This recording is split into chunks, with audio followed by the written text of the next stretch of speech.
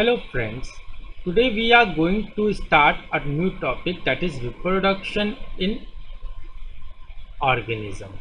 This is a very important topic for geology point of view. So what is actually a reproduction is? Reproduction is a process by which a, a parents on an organism give birth to a young one. That is the process of giving birth to young one. The reproduction is a process in which an organism produces a young ones. That is that this organism, that is when we go on a penguin, this penguin is an organism when it becomes adult. That is when it growth and development all takes place. When it becomes adult, it gives birth to young ones. Why reproduction is so important? What is the reason behind that? Because if reproduction stops, then the present organism which is present on this earth today is after some time get extinct. Because the reason behind that is the lifespan. Lifespan is very important. What is actually a lifespan is? It is the duration of time of from birth to the natural death of an organism. That is when our organism takes place in this earth, that is get birth.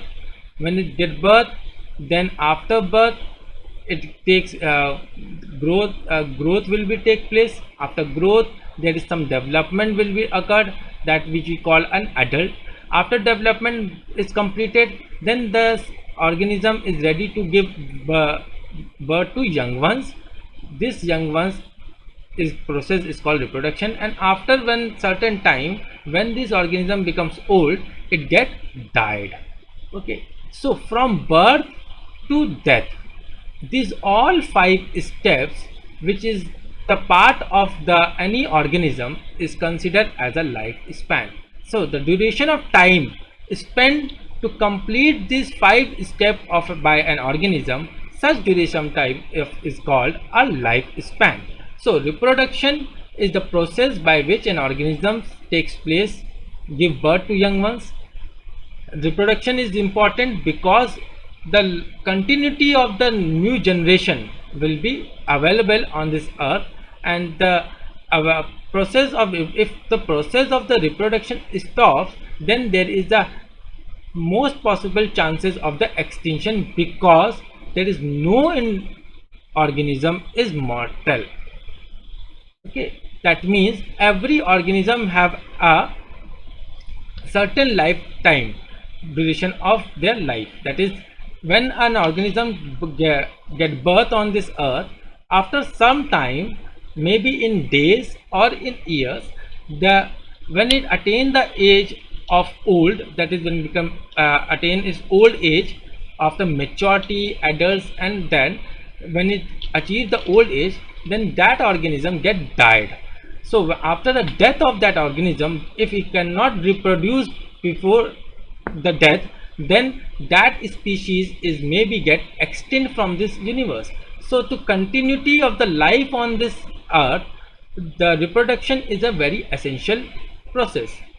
The reproduction in on this earth takes place by two steps. One is asexual reproduction, another is sexual reproduction. Okay, now we are going to discuss about asexual and sexual reproduction. So first, before we get to know about the asexual and sexual, we have to discuss a little about a lifespan. As we have already told you, lifespan consider about the five basic steps of an organism, that is birth of an organism, growth of an organism, development of an organism, then reproduction, and finally death of an organism. So all these five steps will be takes us some time, and that time of is maybe in days, month, or year. This is only depend on the organism. That is, if you can look up this chart, the rice plant have a time duration of 3 to 7 months. That is, after the birth, it may alive on this earth minimally for 3 months and maximally for 7 months. After 7 months, it automatically get died. Similarly, a banyan tree has a lifespan of 400 plus years. A banana tree has a lifespan of 2 to 3 years. So you can consider this all organism, whether it is plant or animal, they have a different type of lifespan. These differences is due to of the differences in their pattern of living. So what is basically a lifespan? That is the birth of this. You can see in this diagram, that is a birth of this organism. Then there is a growth of the organism. Then there is a development indicates that the organism attain the stage of adultery, that is the organism become adult. When it becomes adult, then that organism is ready to reproduce a new offspring. After development and reproduction, then the organism attain a last stage, that is a old age. When its old age is over, and finally it get died. So you can see that from birth to the old age, these time of duration which an organism spends, such time of this duration is called a life span. And every organism have a different life span, because every organisms morphologically and genotypically are different from each other. If you see the structure of a parrot and the structure of a crocodile, both are different from each other, and the gene of the parent is also differ from the gene of the crocodile. So the differences in the morphology and physiology of an organism give rise to a differences in their life span. So now we start with the asexual reproduction. It is the first part of the reproduction stage, because reproduction has been divided into two parts. One is sexual, another is asexual. Firstly, we will discuss asexual reproduction. So what is asexual reproduction is? It is the production of offspring by single parent. That is, a single organism, whether it is male or female, it doesn't matter, it is ready to reproduce a new offspring. Okay, this new offspring which is produced by a single organism may be one or maybe two or many. That is, it is this asexual reproduction is seen in unicellular organisms, simple plants and animals. That is, all the microbes, not all, there are some, most of the microbes which are unicellular prokaryotic or unicellular eukaryotic, they may reproduce a young ones through the process of asexual. There are some plants, especially those plants which does not give seeds. Such plants, the part of the such plant is being used to give, used for another, to give birth or to produce a new plant. So the part may be leaf, stems or any floral part which is being stick off and we consider for the production of a new. The best example for the simple plant, maybe you can say that a rose plant. In rose plant, we take a stem of the plant and used to produce a new plant. And there are some animals also which is being used through asexual reproduction. The most important among them is, if you go on the biological section, there are a lot of worms. Remember one thing, there are a lot of worms. Worms are the small insect like organisms which produce through asexually. So there are a lot of worms which produce asexually, but while these worms are not unicellular, they are mostly a multicellular. Even having a multicellular, they can produce a young one without their partners. Such the offsprings are identical to one another. That is, the parents and the offspring. Parent which gives birth to the young ones, that is offspring. The morphological features, morphology and physiology, that is the structure of this offspring and the genetical makeup of this offspring is similar with their parents, and this similarity is 100% similarity. Okay, this is the very important point, that is asexual reproduction. If an organism is produced through asexual reproduction, then the genetic makeup and the phenotypic makeup of this organism are 100% similar with their parent. That is why we call such type of organism a clone of their parents. Okay, these types are called a clone. The best is the amoeba. If you go on the amoeba, you found that whatever the content present in the parents is found in the offspring also. The shape of the offspring is similar with the shape of their parents. The gene of the offspring is similar with the gene of their parents. That is 100% similarity is seen. Why there is a 100% similarity? Because there is no contribution of their partners. That is, a single parent is giving birth to a young ones, and these type of reproduction is called asexual reproduction. And due to this asexual reproduction, whatever the offspring is we found, it is 100% identical with their parents one, and that is the morphological identity and the genetically identity, and such type of identification is called cloning. Types of the asexual reproduction: there are three different types of asexual reproduction. One is fission, another is budding, and the third is vegetative propagation. First, fission is been further divided into two parts, that is binary fission and multiple fission. So we will start a fission. What is a fission is? In this, the parent's cell divides itself into two or more individuals.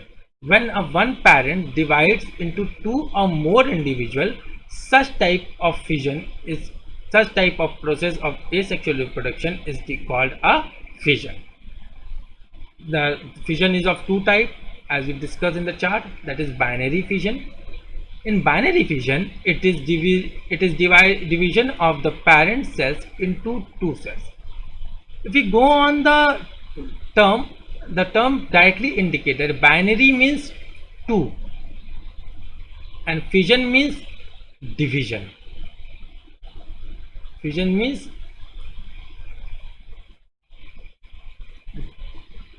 division. Binary means two and fission means what? Okay, fission means division. So when a single parent divides into its two equal daughter cells, such process is called binary fission. This case has been mostly seen in amoeba. Look at this diagram. In amoeba, this is a parent cell. What happened first? First, the cells it been converted into a round oval shape. Later, the nucleus of this cell is firstly divided and get aparted. One nucleus reach to the one part of the cell, another nucleus reach to the another part of this cell. When firstly the nucleus divides, later when the division of nucleus takes place completely, then the division of cytoplasm takes place. Then the cytoplasm is being further divided, and finally two small daughter cell is achieved with a separate nucleus. That is, the parents is divided into two equal halves of daughter cell, which means that the one parent cell divides itself into two daughter cells. That type of fission is called binary fission. The most important thing when the binary fission takes place, suppose this is a cell. First, the cells start take growth is seen in this cell. After growth, the development is seen. When a growth and development is completed, this cells becomes bulky and large. What does it become? It becomes bulky and large, bulky and large. When this cell become bulky and large, it divides itself into two smaller cells, and this process takes place. Firstly, the nucleus of this cells is divided because every cell contain a nucleus. Each and every cells in this earth except blood cells, it contains a nucleus. This is a very important point for your remembrance, that all the cells which are present except blood cells have a nucleus. So when this cell is divided, then these cells contain only one nucleus. If the nucleus will not divide, then one cell contain a nucleus and another cell does not have a nucleus, and the cell without nucleus does not have a life. So firstly the nucleus is to be divided, and then the cell is to be divided. So the process is called a karyokinesis, that is division of the nucleus, and later cytokinesis, that is division of the cytoplasm. So the amoeba, firstly the nucleus is divided and get apart, and later the cytoplasm is divided, and these two cells are get achieved. This process is called binary fission, that is one cells divide into two cells. The second is the multiple fission. What is multiple fission? When a single cell divides into more than two cells. That is, you can see in the case of Plasmodium. Plasmodium is the best example for multiple. Look at this. First, one cell divide into more cells. You can look that this is the one cell. Here first the nucleus is multiplied. Okay. When the nucleus is multiplied, then these cells get divided into more than one cells. That is, the single cells give birth to more than two organisms. Such division is called multiple. As from the name suggests, multiple means more than two, that is 3, 4, 5 and so on. That is, one cell is divided into more than two cells. Such division is called a multiple fission. Now next is the budding. What is the budding? In this, the bud appears and grows in the parent body. After maturation, it is detached and from the parent body to form a new offspring. So what is basically a budding is? Budding is basically the cell first form a bud. Bud means a small outgrowth is seen. A small type of outgrowth. When this outgrowth start growing and becomes large and bulky, then this outgrowth get detached from it and fallen on the ground. Okay, when this fallen on the ground, and after that it start the growth, another growth takes place, and when it attain the maturity period, then it again reproduce a bud. So the new offspring is formed by the external outgrowth occurred on this organism, and this organism, when the external outgrowth is found, this external outgrowth start growing on the attachment with the parent one. When this outgrowth becomes large and bulky, then after this outgrowth get detached from the parents and becomes a new offspring. Such type of process is called a budding. It is been seen in hydra, sponges and yeast. If you go on the plant, what we will see, we have a stem and we have a branches, okay, and there is a root. What we will look that in the point of the node there is small outgrowth will be seen. In the point of node there is small outgrowth, which is called a buds in this plant. In similar way, there is a small outgrowth will be comes out of the parent organism, and later this outgrowth start growing and becomes bulky. When it is become heavier, it automatically get detached from the parents and fallen on the ground, and this new bud attain a new offspring of this parent one and start growing similarly with their parents. So such type of production of asexual reproduction is called a budding. Now next is the third important asexual reproduction is a vegetative propagation. This vegetative propagation is found in the plant cells. what is actually, there are some of the plant which does not give a flower or a seeds. So such plants produced from the new plant is been obtained from the parent, from the part of that plant. That is, it is the production of offspring from the vegetative propagules of in plants. What actually, if you go on the diagram of a potato, the potato have an eyeball, that is a dotted portion on its, on the potato. You can look at the dots, you found some dots. What we do, we cut these dots in separately, and these dots are responsible to give a new plant. Okay, so is the potato produces any seeds? No. From where we get the new plant of potato from the part of the potato or itself. Such type of propagation is called a vegetative propagation. If we go on the some flowers some plant like cactus, look at this diagram, you find that there's a cactus. If you break this leaf and plant it in a new, suppose we are breaking these leaves and planted in a new pot, then this leaf function as a new plant and start producing a starts a growth and development is being seen in this. Such growth and development which gives rise is attained from the part of the parent plant.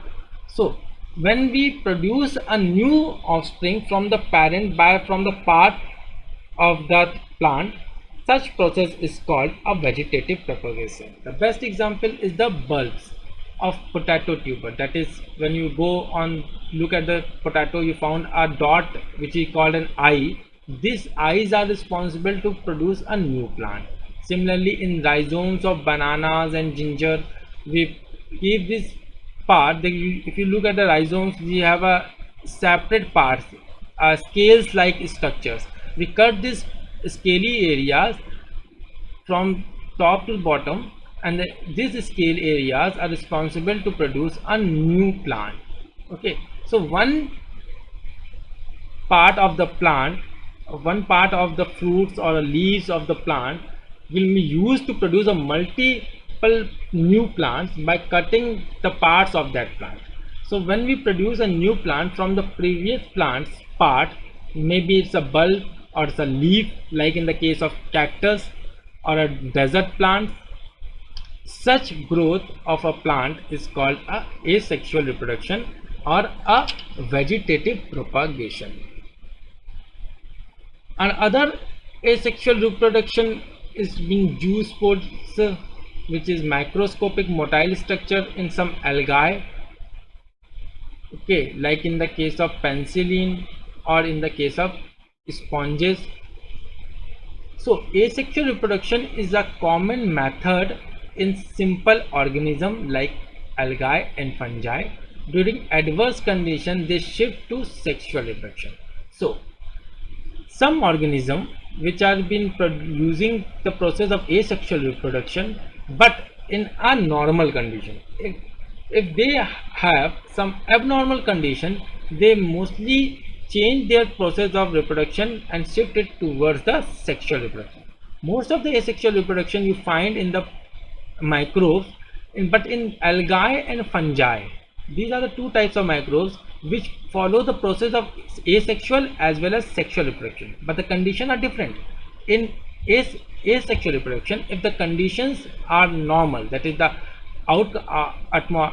atmospheric condition or their survival condition are normal, they mostly reproduce through asexual reproduction. But if their survival condition becomes abnormal, then what they use, they shift their process of reproduction to sexual reproduction.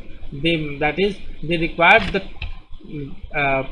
another partner which works as a female, and one partner works as a male and another partner works as a female, and both fuses together to produce a new offspring.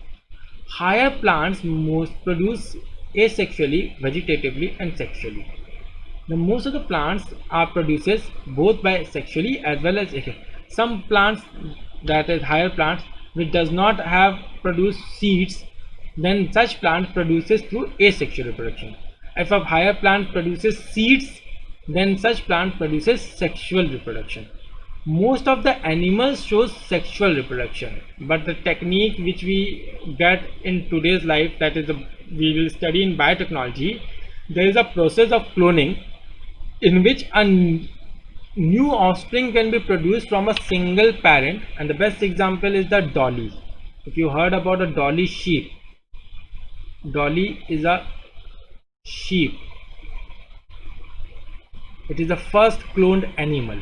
Okay, sheep is basically animal, and sheep can produce through naturally by sexual reproduction, but dolly which has been produced through from a sheep, that is a asexual reproduction, that is a one cell of the sheep is being taken out and used in the lab to produce a new offspring. Such process is mostly considered as a cloning, and we will discuss this cloning in detail in biotechnology. But for general point of view, you must know that the animals can also be produced through asexually, but this is not a normal process. This is a laboratory process in which a cells or a tissue of an animal is being used to produce a new offspring, but this process is not normal. In normal process, asexual mode of reproduction is being seen in some organism, microbes like bacteria, in amoeba or yeast or fungi, or in some plants which does not give seeds like potatoes, rhizomes, or you can see that in the sugarcane plant also. Cane sugar does not, the stem of the cane sugar is being used to produce a new plants. But in animals, there are some animals which is being considered like worms, which is naturally they produce asexually, but artificially we can also use a tissue of the animals to produce our young ones without taking up tissue of the another partner. That is, we can produce artificially through asexual reproduction of an animal to produce a young one. Such process is called a cloning process. So finally, we end up this session through asexual reproduction. In the next session, we will continue with the sexual reproduction. Thank you very much.